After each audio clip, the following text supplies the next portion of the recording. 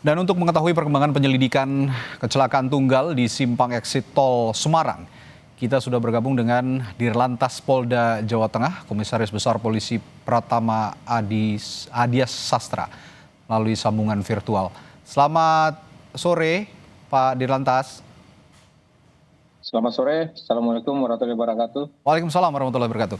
Pak, bagaimana sejauh ini pemeriksaan terhadap sopir bus? Apakah sudah dapat diketahui penyebab utama kecelakaan yang menewaskan 16 orang ini? Baik, jadi sini kami sedang dalami.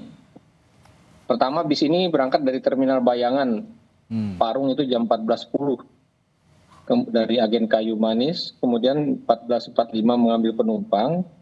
Dan dalam perjalanan, bis ini sempat berdiri di rest area 102 Subang untuk bertukar pengemudi yang semula dibawa oleh saudara Robert. Ini perlu kami ketahui bahwa Robert ini adalah supir kedua daripada supir yang pertama yang sedang sakit.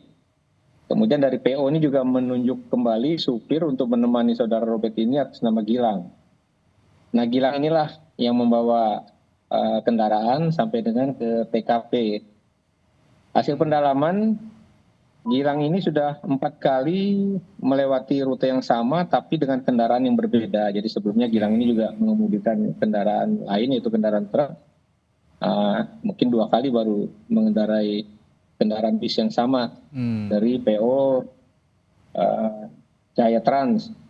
Kemudian dari pendalaman penelusuran, ini bis itu sempat berhenti untuk etol di Tol Kali Kangkung, kemudian sempat berhenti untuk yang bersangkutan driver ini buang air kecil, kemudian baru jalan lagi 6 kilo dari exit tol, yaitu di KM 422 Kali Kangkung terjadi eksiden.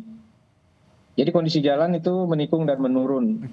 Namun kalau kita lihat dari hasil penyelidikan tidak kita temukan bekas rem, dan pada saat kendaraan itu terbalik kita dapatkan persneling ini dalam kondisi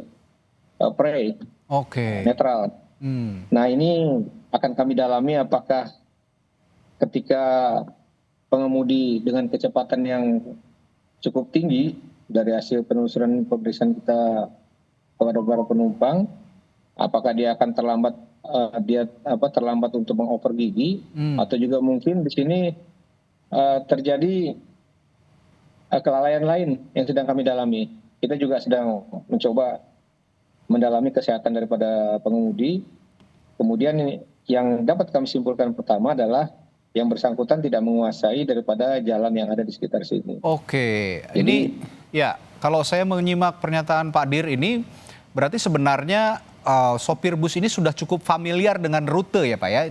Kalau memang kesalahannya faktor manusia, ini masih didalami. Tapi apakah ada unsur kelelahan misalnya dari sopir bus ini? Misalnya mereka yang bersangkutan ini sudah bolak-balik rute yang sama tanpa istirahat misalnya, Pak Dir?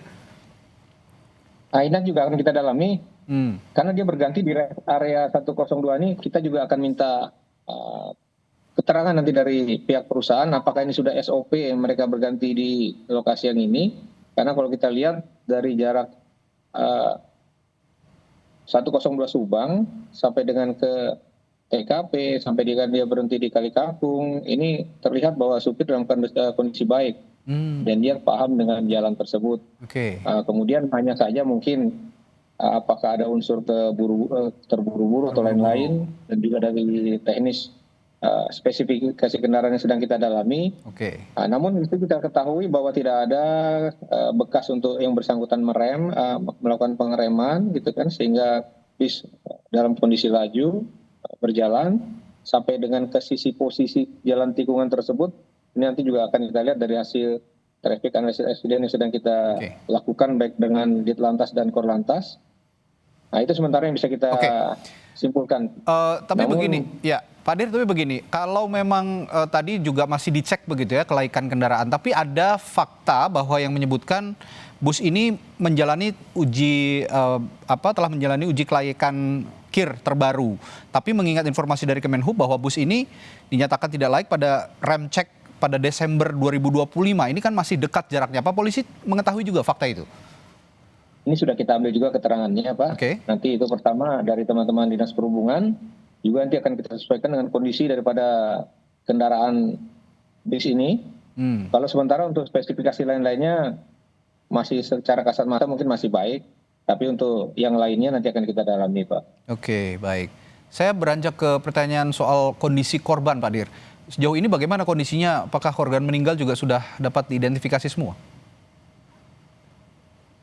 Semua korban meninggal sudah kita identifikasi banyak 16 orang dan bahkan 3 orang sudah bisa kita antarkan ke alamat masing-masing. Yang pertama di Juringin, Klaten, kemudian di Desa Matuju, Kecamatan Mojosongo, juga yang satu lagi di Bonyodo, Kabupaten Boyolali. Ini sudah kita antar semua ke keluarga korban. Kemudian jumlah total korban di TKP itu pada saat kita datang ke TKP ada 15 korban. Kemudian 1 korban kritis kita bawa ke rumah sakit terdekat, yaitu Rumah Sakit Tugu. Namun dengan sangat prihatin kita, pagi hari ternyata korban juga meninggal dunia.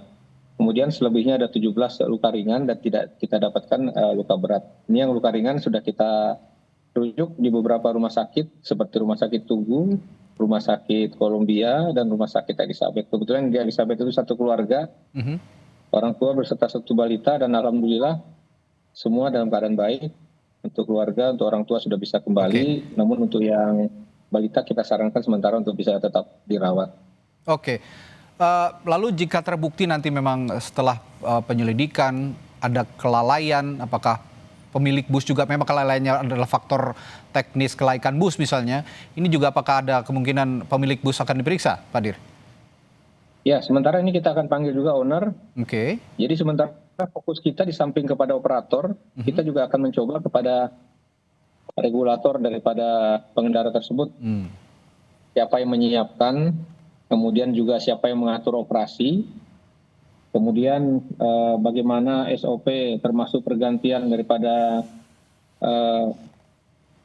teknis pengemudi ini pada saat ketika jalan jauh.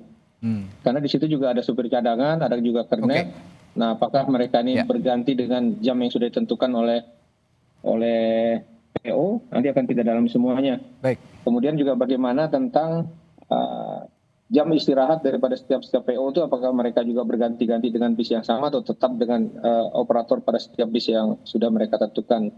Mudah-mudahan dari ini juga bisa membuatkan titik terang, bukan hanya kepada saya Trans, juga dengan bis-bis yang lain, sehingga bisa kita ketahui bagaimana kesiapan pengemudi tersebut dalam melaksanakan tugas, khususnya mengangkut penumpang, apalagi dalam situasi seperti saat ini.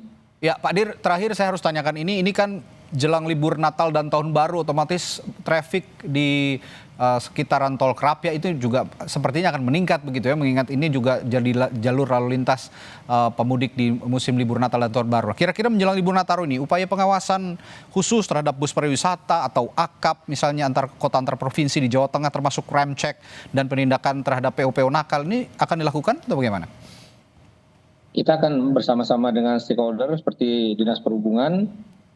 Kita juga akan sama-sama mengecek ke masing-masing PO. Namun sebelumnya juga ingin kami sampaikan, dalam kegiatan operasi Nataru ini, yang kita laksanakan yaitu operasi Liling Candi 2025 ini, khususnya wilayah Jawa Tengah ini kita sudah menggelar sebenarnya sebanyak 219 pos, baik pos terpusat yang ada di pos Kali Kangkung ini yang berdekatan dengan TKP tersebut.